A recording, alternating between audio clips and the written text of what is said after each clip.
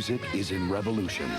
A revolution that signifies change in the way music is written, orchestrated, transcribed, and eventually used by the musician or conductor. Incorporated in the revolution is music of all forms, from classical to jazz to rock to music written for television and film. As in most of today's society, the ubiquitous computer is an integral force in the music revolution.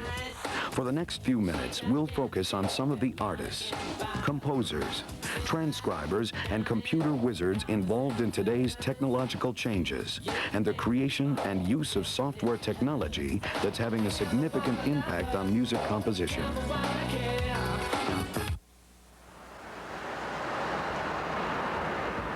Musicians are noted for sharing new techniques and technologies with their counterparts. One who has become a sounding board for those advances, and a musician himself, is editor-in-chief of Electronic Musician magazine, Craig Anderton. Notation has been around for quite a while. It is an effective way of presenting ideas. And if you don't know how to use notation, you're sort of at a disadvantage when you're dealing with other musicians. With an ear to the ever-changing music industry, Anderton is constantly made aware of the strong need for a computerized notation system. So it'll be a lot easier to learn notation, because whatever you play, you'll be able to see printed out, and you'll say, oh, I see how these chords move, I see how these structures are happening. As the film and television industry in LA moved to incorporate computer technology into its music scoring process, it drew the likes of composer and music software development specialist Christopher Yavelow.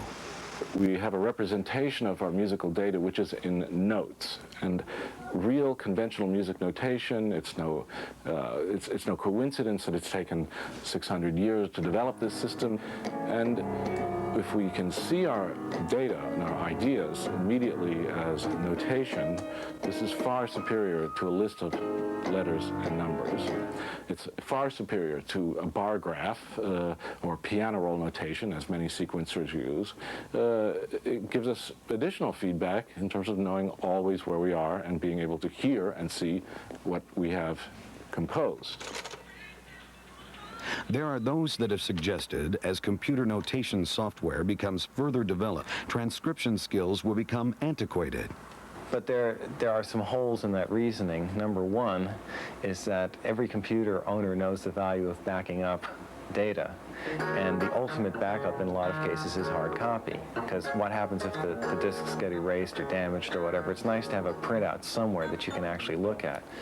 Number two is for those who are familiar with sheet music and how to read notation. So it's a useful skill for anybody involved in music. It means you can sort of take music with you wherever you go. Orion Crawford came to the Hollywood area almost 20 years ago to be a songwriter and composer.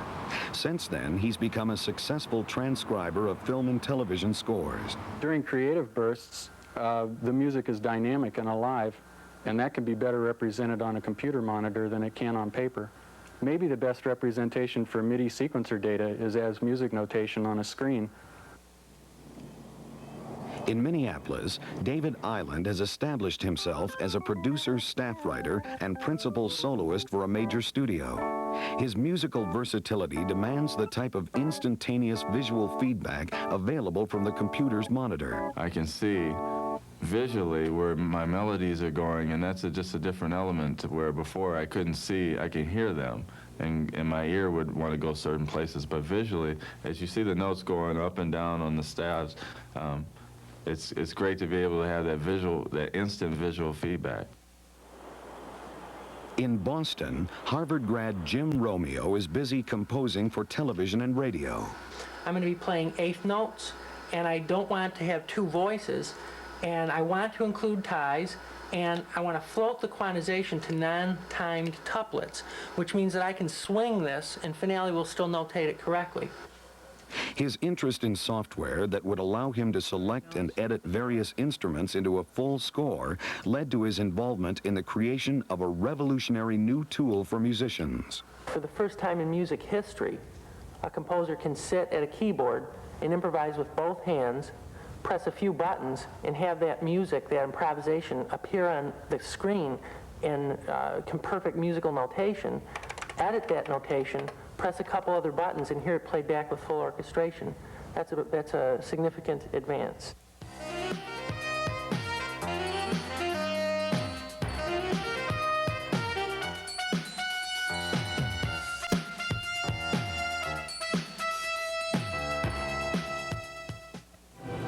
Music technology has rapidly advanced since the creation of the Moog synthesizer just years ago.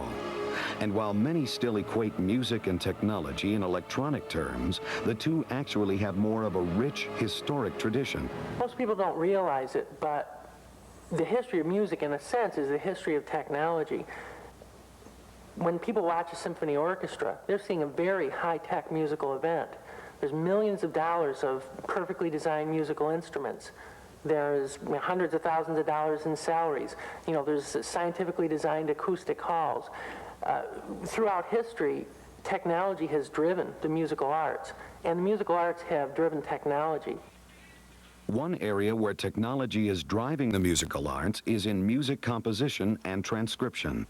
The one thing that a good user interface for a music notation program will do is allow the composer to stay in a creative mode as much of the time as possible. Often a composer or musician needs to transpose a musical score from one instrument to another. With MIDI being the way it is, you can transpose, and as I play into the program, it will print it out in that key. So that allows me to communicate with those particular instruments that were hard to, in the past, to transpose for. The new software can also recall pre-programmed sequences. Any transcription package that supports the MIDI file spec means that you can import sequences that were generated, you know, say a year ago that met the spec, or that are being generated now, and transcribe those, as opposed to having to start from scratch all over again with the transcription program. I have a friend who's collaborating on a composition with me, and he happens to prefer the Dr. T sequencer, and I think he runs it on the Atari, and I use a sequencer called MasterTracks Pro and run it on the Mac. And they both support the MIDI file spec. Now, normally we couldn't swap disks or anything like that, but what we can do is take that file, post it through the modem or on an electronic mail service, and then he can download it and take that file and import it into his sequencer. When I emerged from Harvard, it was incredible because the entire industry had been revolutionized. You know, MIDI had been invented and the synthesizer revolution had taken place, but the thing that was striking was the technological advances and how far they had come in such a short amount of time. The tools that were available were profound in their implications for my craft.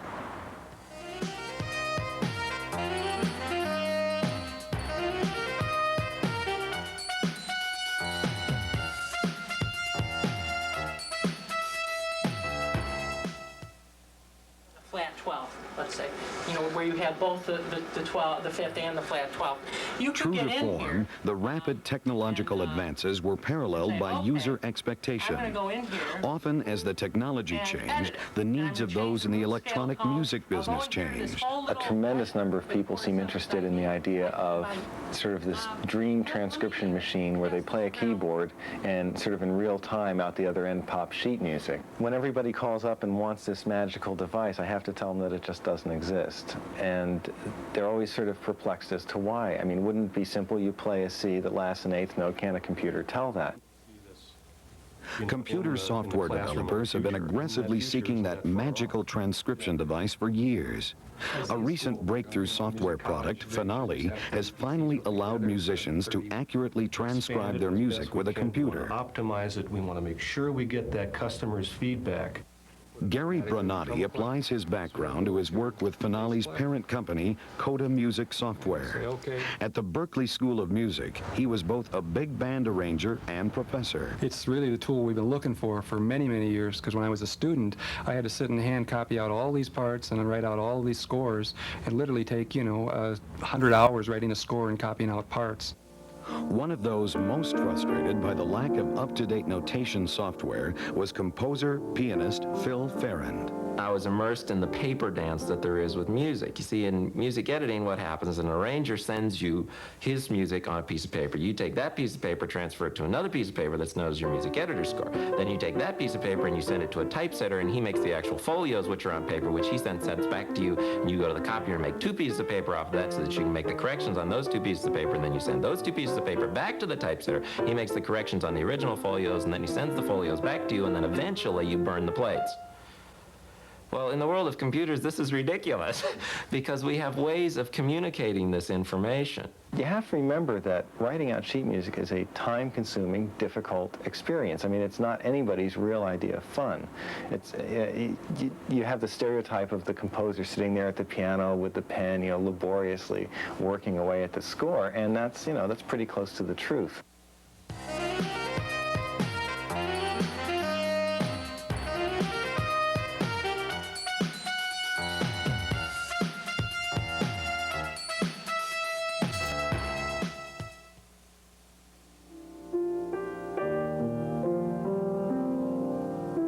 Communication is an area in which Phil Farrand excels.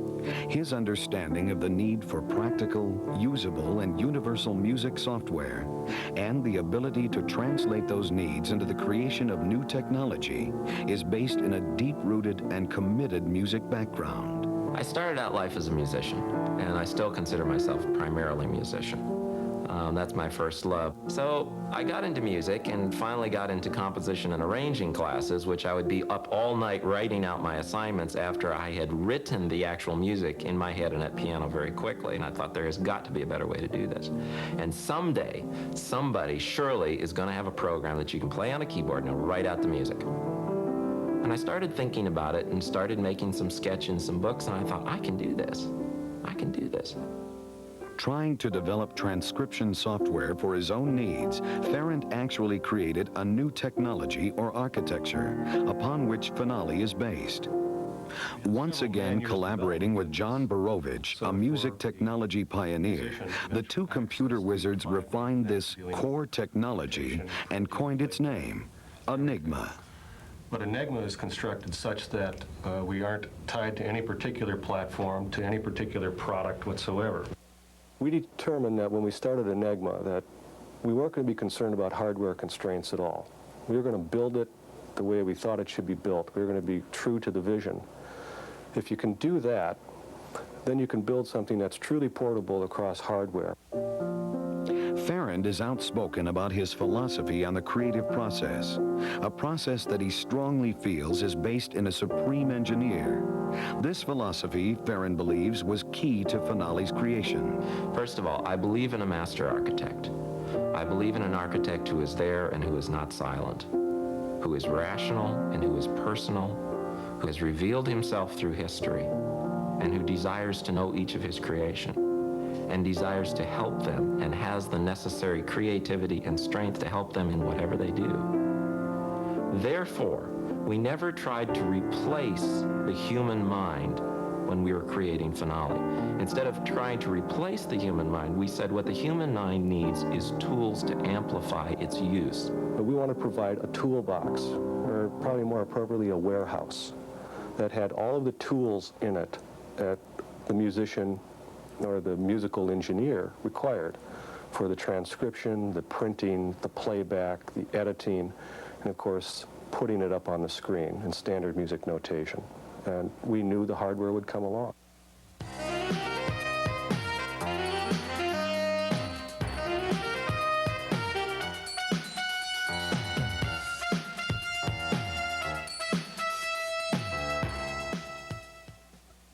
Musicians and composers who have come to understand and use the music notation system soon realize the vast warehouse of tools available to them in Finale. Tools whose use with the unique and complex software requires learned skills through intensive study.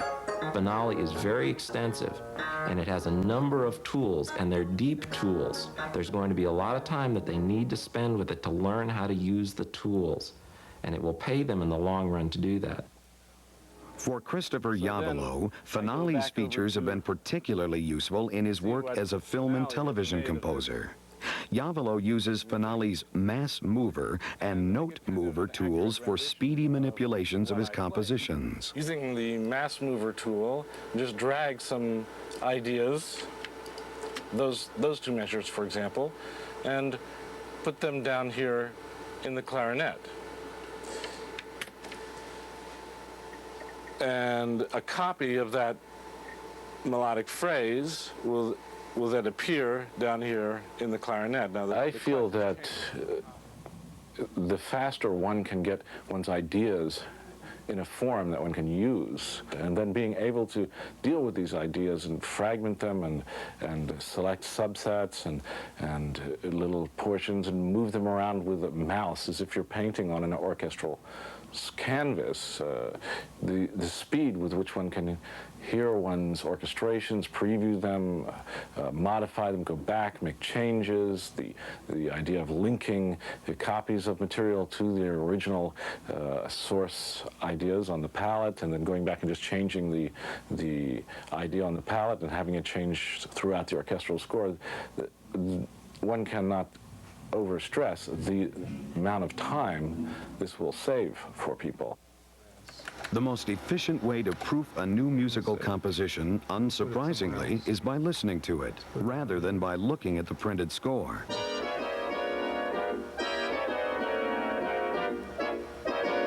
A transcription program that lacks a playback capacity like Finale's is missing an important tool. What's nice about it is it's a listening tool, too, so you can write something, try it out, and hear it right away if you've got the right MIDI gear to do it with. The thing I love about Finale is that it works the way I do. I don't have to work the way it does. For example, there are 5 different ways to enter music. One of them is hyperscribe. Another one is the transcription tool. When I start adding tracks to existing material, I use the transcription tool. All I have to do is click, and I'm into the mode, and then I just turn around and play, and I can hear the previous tracks while I add the new one.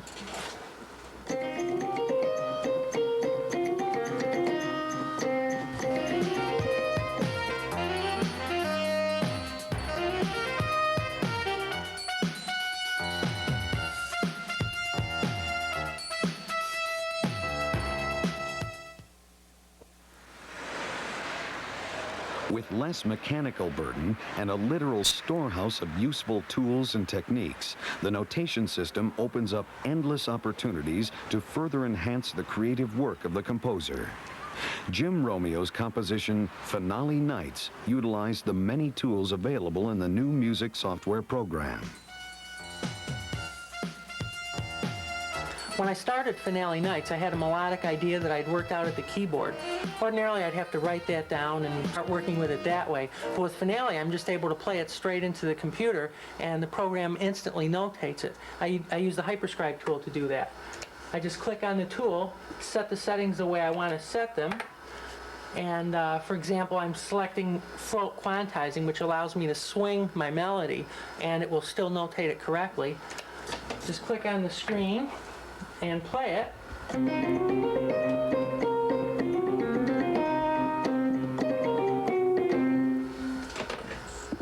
Click on the screen, and there it is, in perfect notation exactly as I played it in. Now you're going to love this. When I was doing the string parts, all I had to do was use hyperscribe, just like this, put in the chords, and then all I need to do now is explode that into the full string orchestration. I select it, I say explode, I say OK, and then instantly on the screen, I've got it all laid out in the string parts, just as you see here. Well, I would use both explosion and implosion a lot. Now, I might go back at some point and want to make a piano reduced score out of some of this, grabbing different instruments. So I could grab, say, maybe the 4 trumpets and the 3 trombones, implode them back into two staves, so I could give it to a piano player to read, I could play it myself, or I can play back from those 2 staves and hear just those brass instruments isolated, instead of listening to the whole band and kind of fine-tune and say, well, maybe I should fix a note here or make it a little fatter here, you know. For the experienced orchestrator, this is going to save hours of time because all you have to do is play in your voicings and it'll lay out the parts for you. For people who are inexperienced with orchestration, they just sit at the keyboard playing their favorite jazz voicings or their classical patterns, and it will instantly explode this music that they've played into full orchestral parts. And once you've exploded the music into all those parts, it's a simple matter to use Finale's part extraction feature to print out a set of parts and hand it to the players. A lot of people I work with come in and they would prefer to work with charts. So this will allow me to instantly to print out something for them, a chart for them, and say, here, this is what I need you to play, and it saves me a lot of time in the studio. As musicians tested and composers evaluated Finale's advanced music software tools, the Berklee School of Music became the site of the product's debut and warm reception before a gathering of the Boston Computer Society. But it is the next, I think, step in the evolution of computer music programs, computer music software.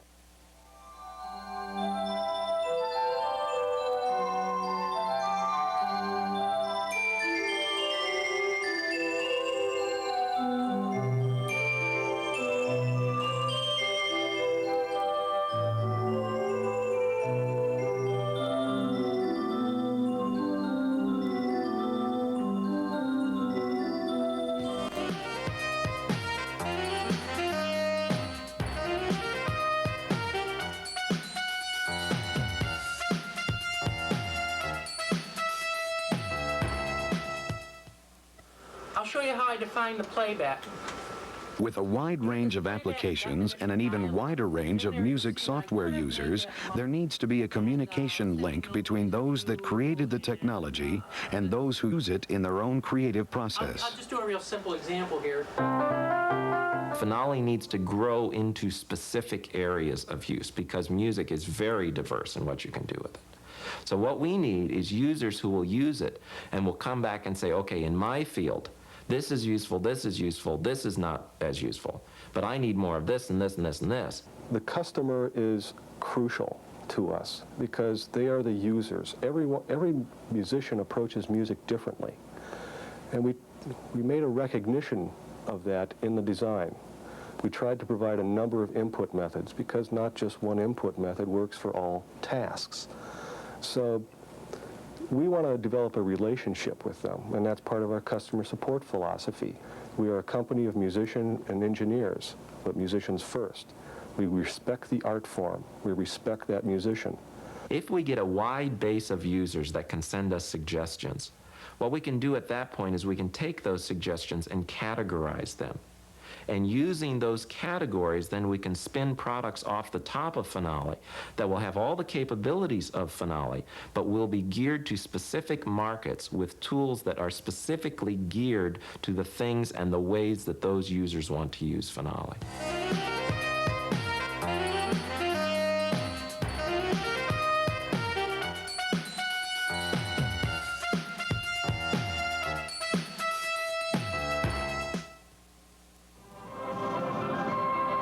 The electronic age of music has certainly revolutionized all forms and types of music today.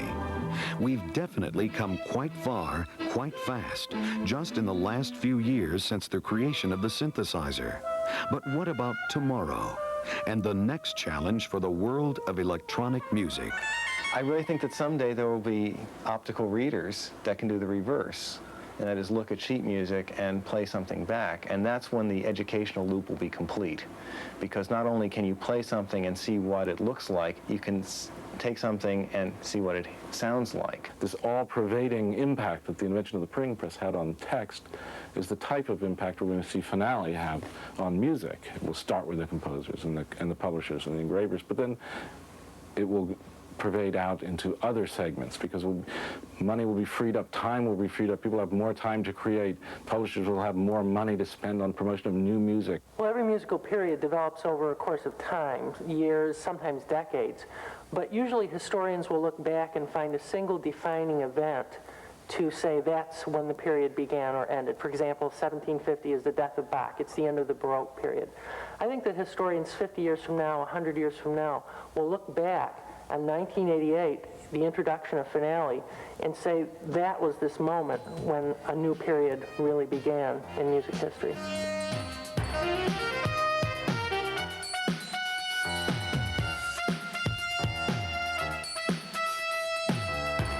I guess it's just about what the music industry was waiting for in many, many ways. In publishing, in playback, in recording. It's just a knockout.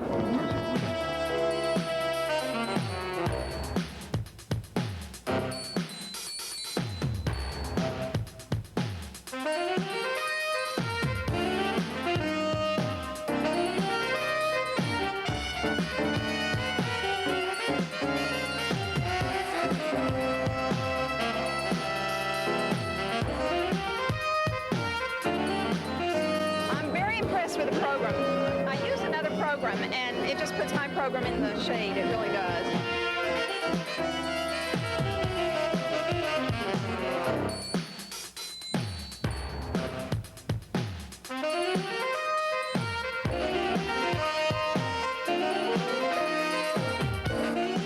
I was extremely impressed by the flexibility that this Finale software offers.